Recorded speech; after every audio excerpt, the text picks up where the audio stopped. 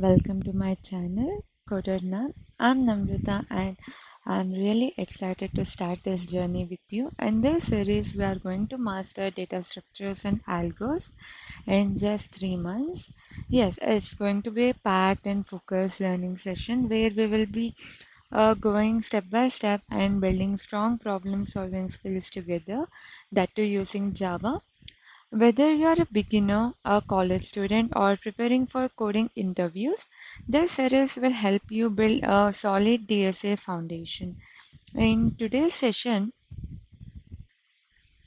we will start with some very important basic concept that every programmer must understand before jumping into advanced DSA topics. We will be covering variables, data types, and what data structures are, abstract data type, and what exactly an algorithm is. So let's begin with the variables.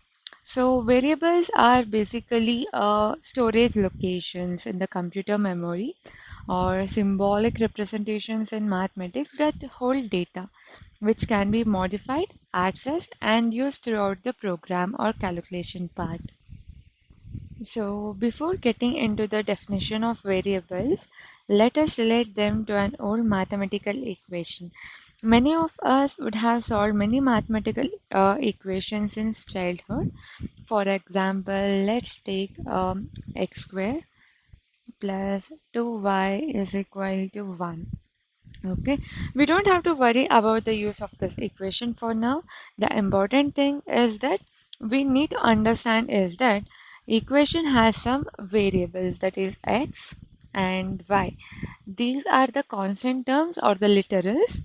So these holds values, that is the datas. That means the name x and y are the placeholder for representing data.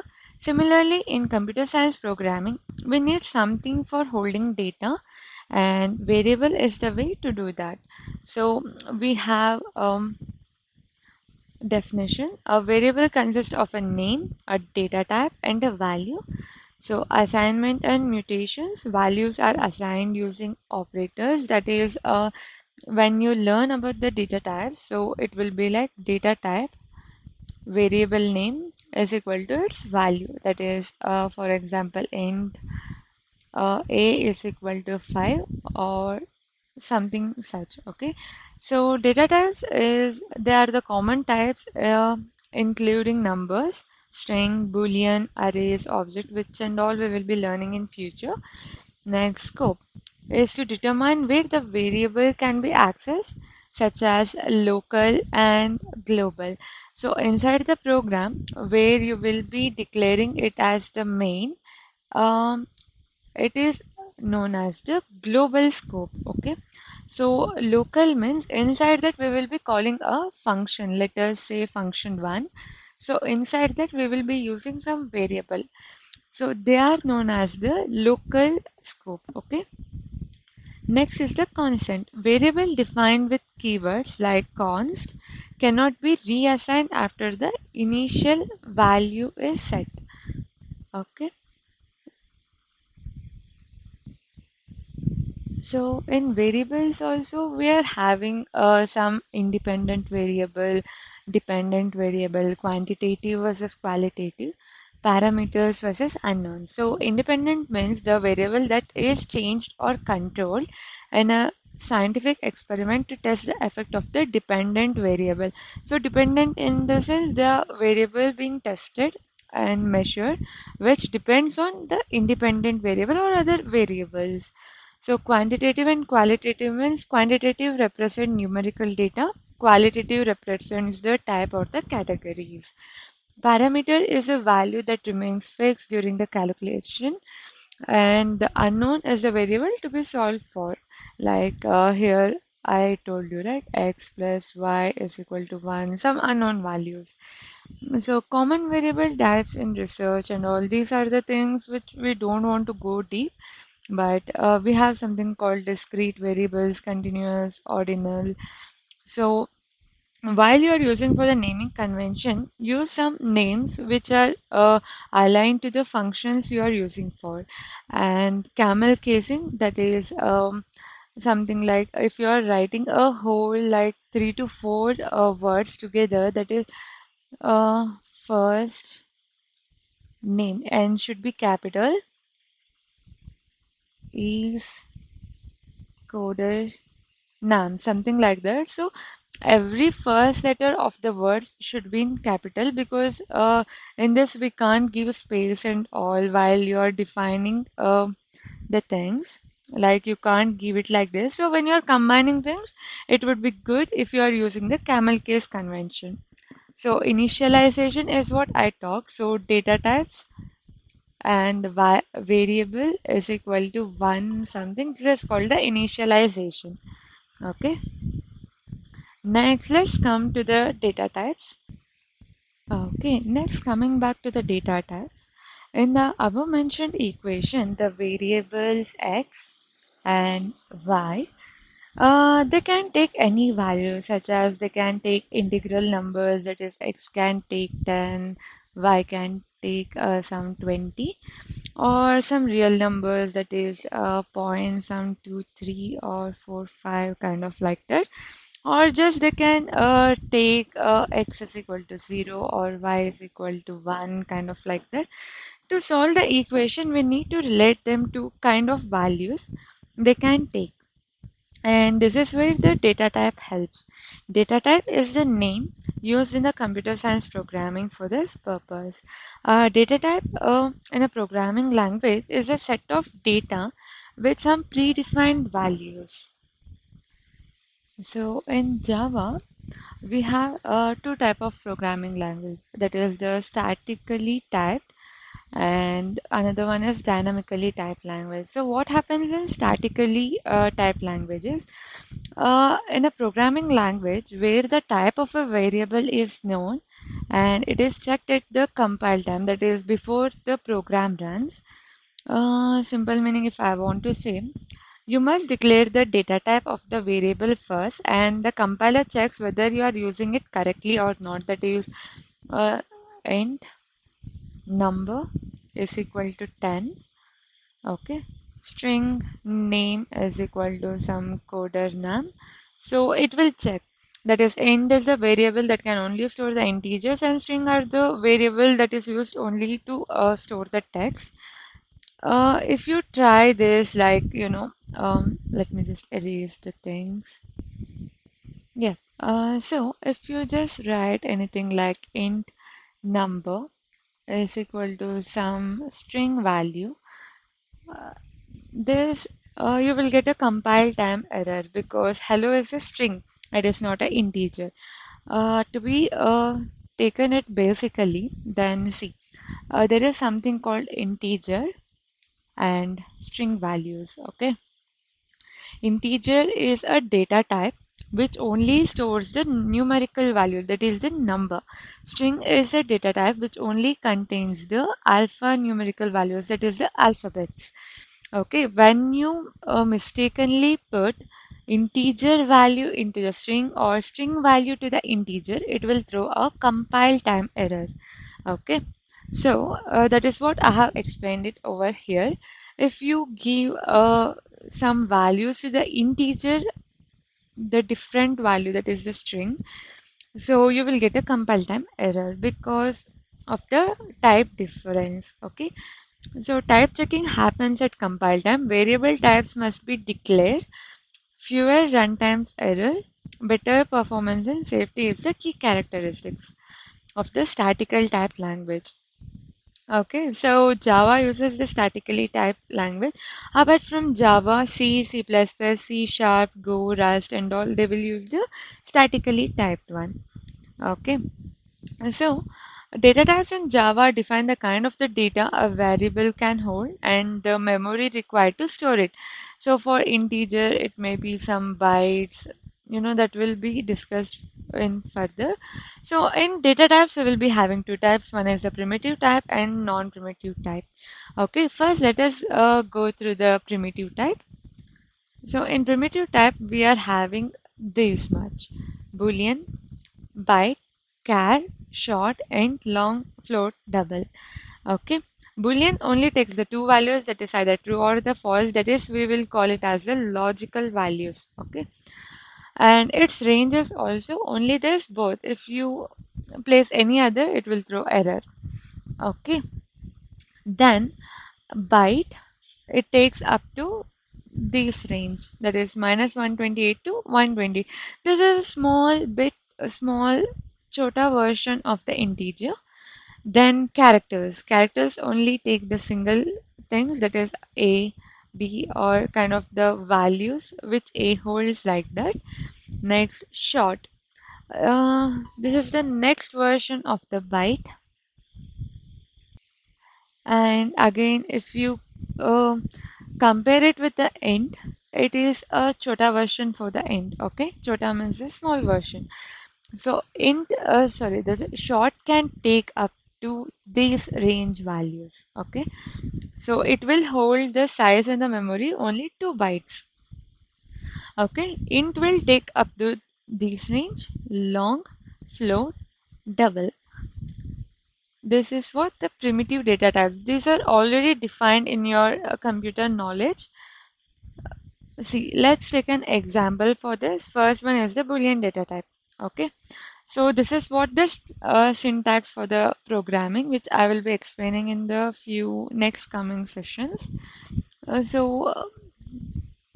Here, what it is taking is, so here we are going to take the Boolean as the data type, and is Java function Java, oh sorry, Java fun. Okay, here we have taken the camel casing, that is J and F are the caps letter. Okay, is equal to true, and is fish tasty is false. So, and system.out.println is the thing which we will use to print a statement. If see, we are calling this function, right? So it will return true. Here we are calling this thing, that is not a function, sorry, my bad. This will call false. Okay, see, in the output we will get this. And next, so byte is a data type which was in this 120 minus 128 to 127, right?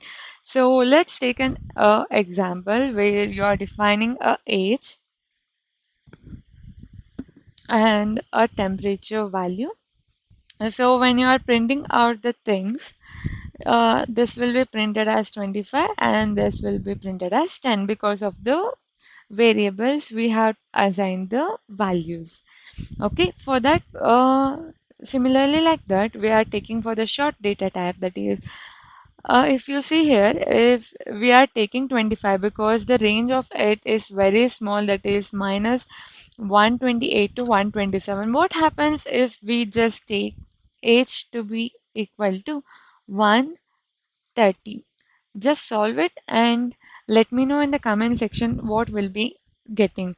Of course, it will be an error because the byte data type does not, it cannot hold more than 128.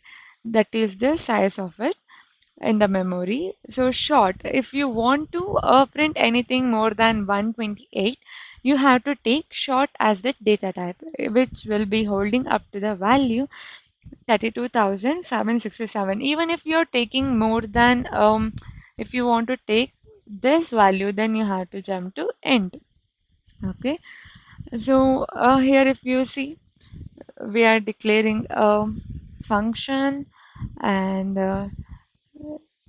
a student variable which we are assigning a value to be equal to 1000, and then we are printing it out.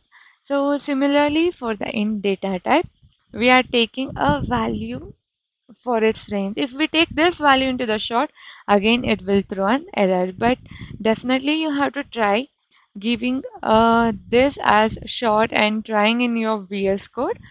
Hands-on for the VS Code, I will be teaching it from the next video. So since it is a basic, I just want to explain it as it is.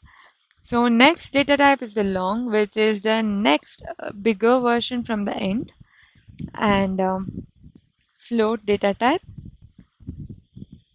And see, Long is the next version for the end, but if you see the float, it is having the decimal version of it. Float and double are the decimal version of the things. If you want to declare for a variable name A to be 13.3333, this will be float. But if you want to, go for more than 4 or 6, then you have to take it as double. Okay. So next the character, that is anything with the single quotes is a char data type. Okay, they are the 16-bit Unicode character used to store a single symbols or letters. You can't give, like double, triple, something like that and all. Character, they are the things. Okay, so what I was telling is, see, if you define something as char, A is equal to A, B, it will throw the compile time error because AB contains two character and char can only store one character. Uh, Apart from that, if you want to just use this as thing, then you have to give double quotes. And apart from char, you have to take string.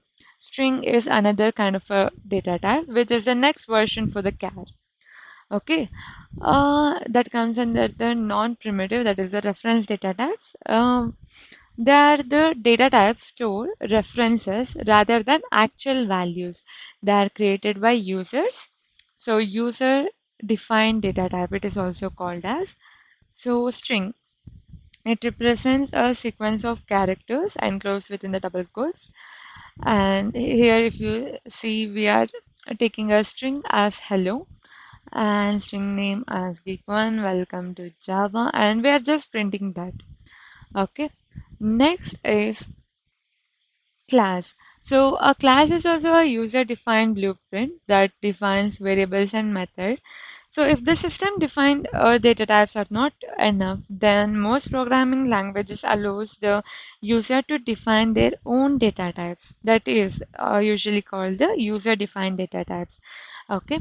So class, if you're seeing here, we are taking a a car, string, its model and the year of manufacture, and then we are taking the class name here and we are initializing the model and year. This dot keyword and all will be covering in the few upcoming sessions, and void display where you will be printing the model and years, and then car, this one.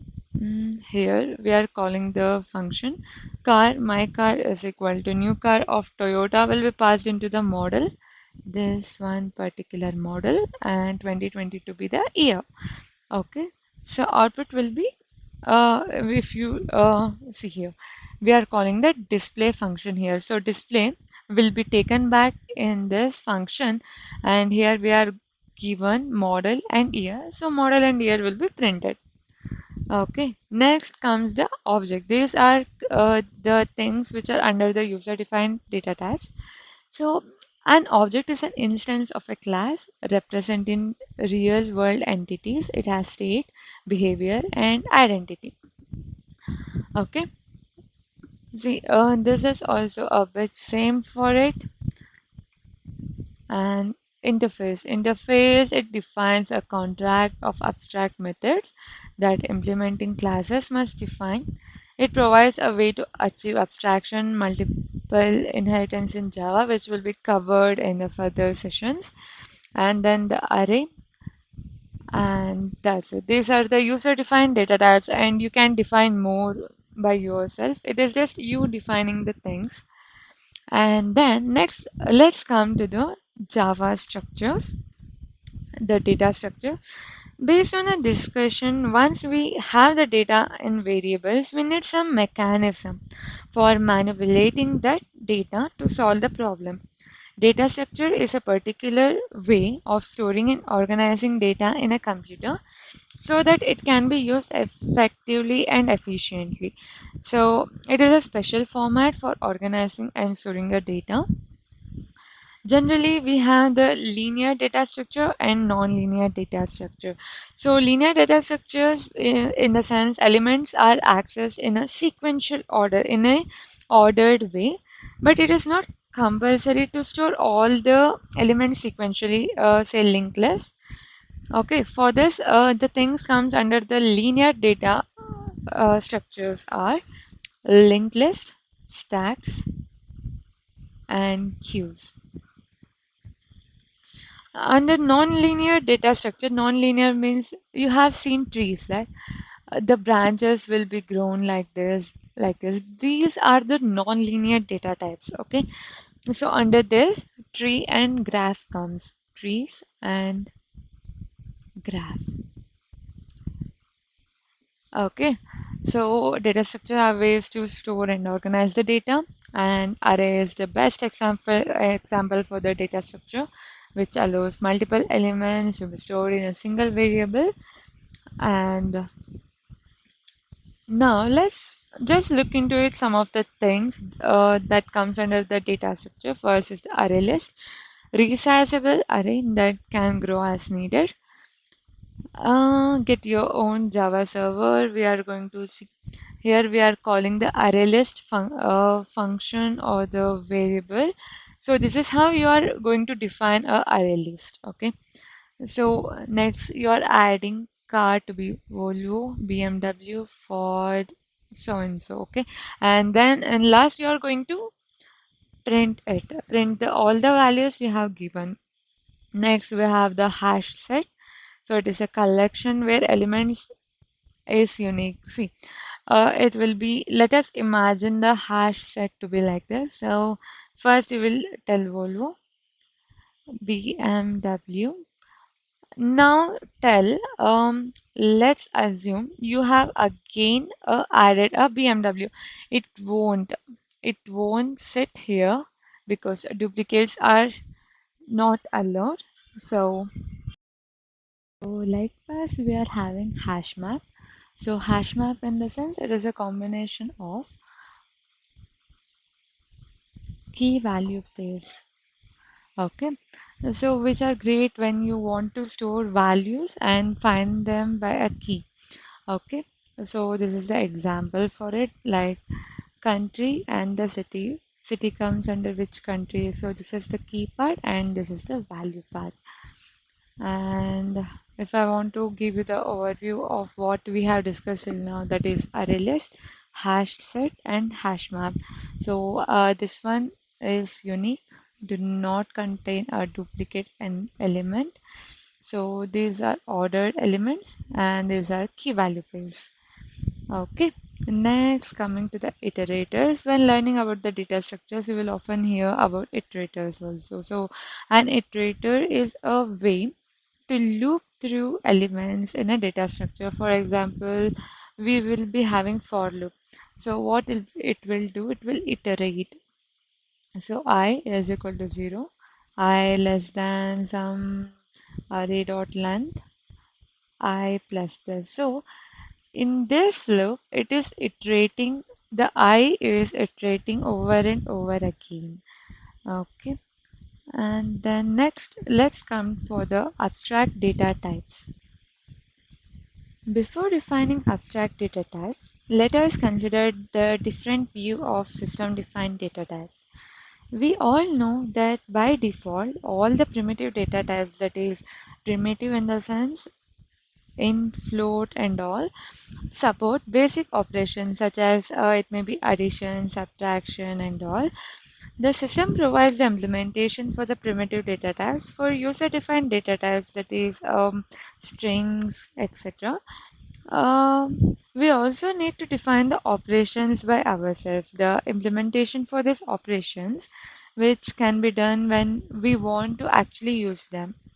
So, to simplify the process of solving the problems, we combine the data structure with their operation and we call this as abstract data type. So, abstract data type is declaration of data and declaration of operation.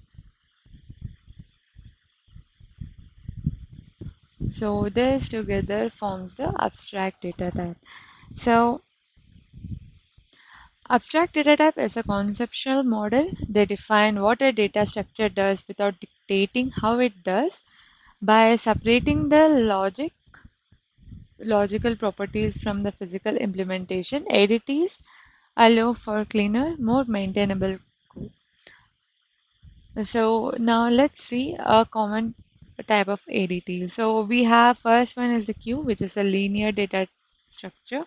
If you see this diagram, so first in, first out. So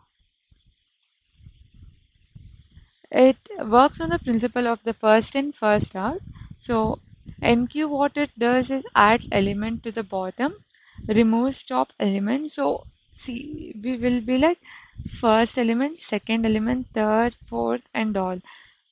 So it will be dequeued by the top element. And then we have is the list. So list, what it does is it has the indexing part. So every index comes from 0 till the length of the element minus 1. And then we have is the stack, that is last in, first out.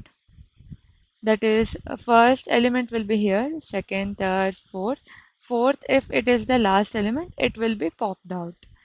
Okay, so these are some of the difference between ADTs and UDTs, that is the user-defined data types, and some of the advantages and disadvantages part. So in things, if we want to tell, so we will be having a application program, its interface, and abstract data types. That is, it contains the data structure, public functions, as well as private functions.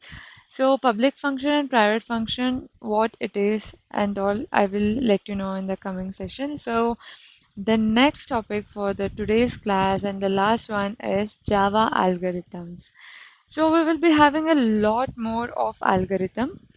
So what exactly do you mean by an algorithm? So um, if suppose you are preparing an omelette, so to prepare it, we will be having a certain step-by-step things, right? So first you have to get the frying pan and then get the oil and check, do we have oil? If yes, you will be putting it in the pan. If no, you want to buy the oil. If yes, then you have to go out and buy. If no, then you can terminate the process, turn on the stove. What we are doing is, for a given problem, we are providing a step-by-step procedure for solving it. So the formal definition of an algorithm can be stated as it is the step-by-step unambiguous instructions to solve a given problem. In the traditional study of algo, there are two main criteria for judging the merits and demerits. Correctness, does the algorithm give solution to the problem in a finite number of steps? And efficiency, how much resources in terms of memory and time does it take to execute the particular thing? And we don't have to prove each step of algorithm because it's just an algorithm, not a code part. Okay, why the analysis of algorithm is very much important, let's look into it. So to go from city A to B, there can be many ways. If you see here, A, B, you can go straight, you can go in a, like left path, right path, or uh, different paths. Okay, so there can be many ways of accomplishing this by flight, by bus, by train, and also by bicycle, right? So depending on the availability and convenience, we choose the one that suits us. Similarly, in computer, multiple algos are available for solving the same problem. Algorithm analysis helps us to determine which algorithm is most efficient in times of time and space consumed. So the analysis of an algorithm can help us understand it better and can suggest informed improvements. The main and important role of analysis of algorithm is to predict the performance of different algorithms in order to guide design decisions. The goal of the analysis of algorithm is to compare algorithms mainly in terms of running time, but also in terms of other factors like how much memory is it consuming and developer effort, etc. Algorithm analysis is an important part of computational complexity theory. which provides theoretical estimation for the required resource of an algorithm. And what is running time analysis? So, it is the process of determining how processing time increases as the size of the problem increases. That is, it depends upon the input size. Okay, and the following are the common types of inputs, that is the size of an array, polynomial degree, number of elements in the matrix, vertices and edges if we are talking about a graph. So next question we will be having is how to compare the algo. So we will be having algo 1, algo 2.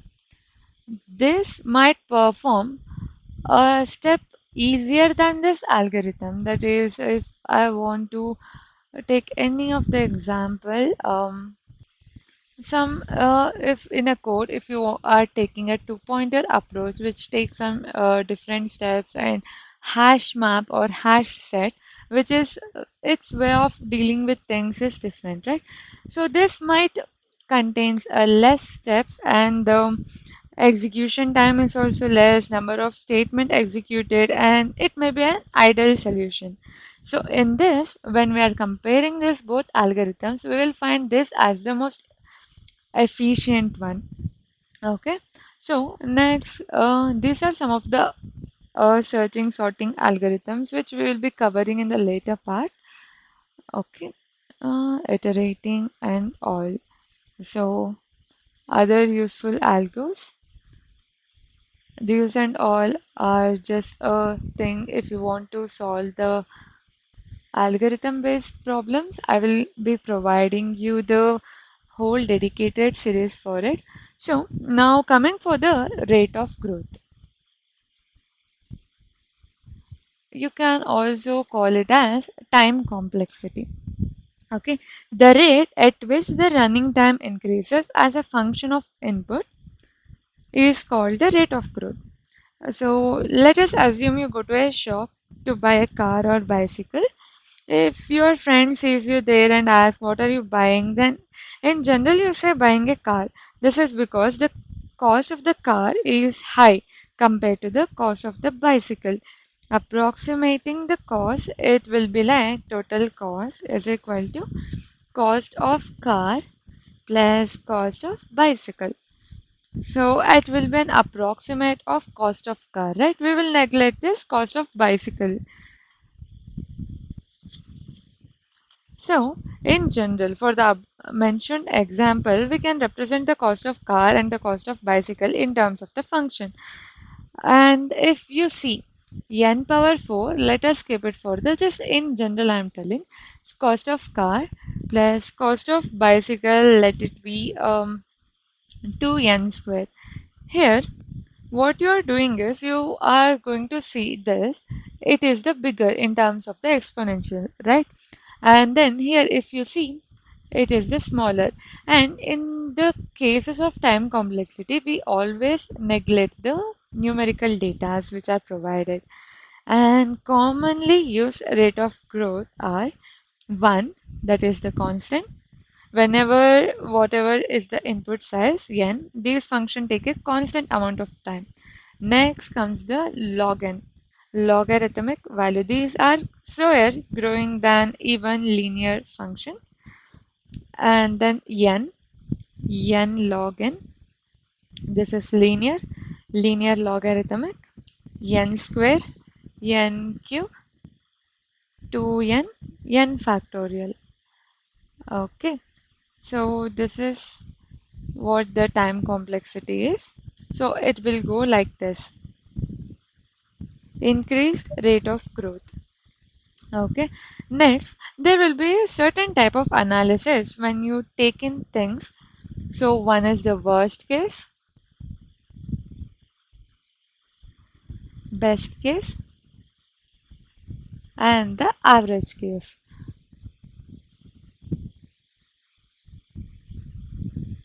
Okay. Worst case, it defines the input for which the algorithm takes a long time. So best is the fastest way. Average is, it comes in between these both. Okay. This one is defined by lower bound, average time, upper bound. Okay, so for this we are having some of the asymptotic notations. So that is having the expressions for the best, average, and the worst case for all the three cases. We need to identify the upper bound and the lower bounds. To represent these upper and lower, we need some kind of syntax. And that is the subject of the following discussion. Let us assume that the given algorithm is represented by the function f of n. So first one is big O. This gives the upper bound. Okay, generally represented as f of n is equal to big O of g of n. This is a function, this is another function g of n.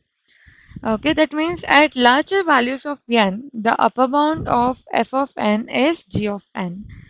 For example, if I want to take f of n, let it be n for 100 n square plus 10 n is the given algorithm, then n4 is g of n. That means g of n gives the maximum rate of growth. And if I want to tell you in the this thing, then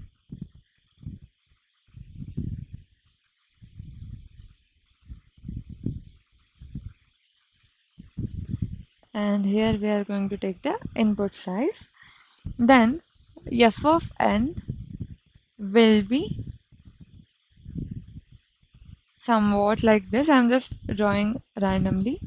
And c g of n will be like this. What it implies is in f of n we are taking the whole things, but g of n is the one we are taking for only the greatest thing. So let's have some big O visualization problem. So big O of g of n is the set of functions with smaller or same order of growth as g of n. So some of the example, let's see. So find the upper bound for let's say f of n is equal to 3n plus 8. So how do you solve this particular thing is finding the upper bound for this, the solution approach will be 3n plus 8, which is less than 4n for all n is equal to 8. Okay, so this part becomes the big O of n, and c becomes the 4, and n naught becomes 8. Okay, so if you want to solve this kind of problems, let me know in the comment section. I will be helping you through this. Big O notations are the ones which have been asked in the interviews. So apart from that, we will be having omega notation, and also theta notation. So for now, I don't think there is a necessary to teach you this. So another question what it comes is why these are all called as asymptotic analysis. So all the three notation, that is the worst case, best and average, we can easily understand that in every case for a given function, we are trying to find another function, that is the g of n, which approximates f of n at higher values of n, and g of n is also a curve which approximately f of n at higher values of n. So we call this curve as asymptotic curve. In another terms, if I want to say, the g of n is the asymptotic curve for the f of n.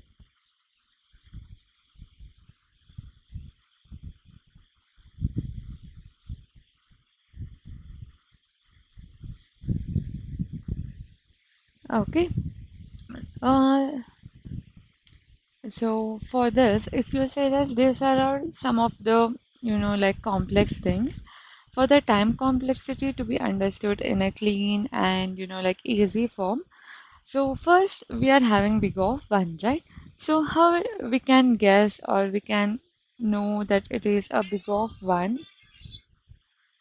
Then let us take a program if array dot length is greater than 0, printing only 0. So we are telling here no matter if the array has 100, 10 or anything, this runs only once. Okay. And then we are having the linear time. So for this, loop runs for only one time, that is for I is equal to 0, I less than something, I plus plus. Here, loop runs for n times, that's it. If you are having a for loop inside another for loop, then big of n square you are going to use. That is a quadratic type. Next, you are having the log n, right? So for this, we will be having while low is less than or equal to high, then you are going to call a temp variable and you are doing the equations. For that we are using the log n. So you basically you have to ignore the constants and keep dominant term. And nested loops means you have to multiply how many nested loops you are having. And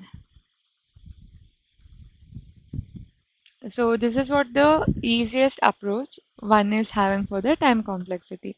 So in this session, I have covered almost the things which you need to know, that are the basic terms, that is variables, data types, data structure, abstract data type, and algorithm. If I want to just revise you this within a minute of span, then variable, if you take A, you will be having a memory in which you will be having each and everything. So int a is equal to 5. Okay. This is for byte, char, int, float, and all. These are the memory location. Okay. Here, okay, sorry, here a and the value will be 5. So this is what the variable is all about. Data types is what you are going to define whether it is a numerical value or characters or anything. So structure of data defines whether it is ordered or unordered, that is linear data structures and non-linear. So declaration of a data and its operation together is known as abstract. That is a declaration of data along with its operation. Okay, then the algorithm, the step-by-step approach, what you are going to do for a particular problem is called the algorithm. So this is what the things which I wanted to discuss today.